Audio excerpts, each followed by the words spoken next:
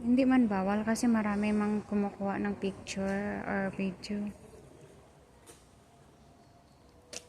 So, ito yung simbahan nila doon. Mag-pray tayo.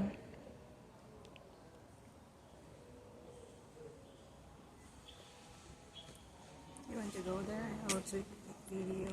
Okay lang.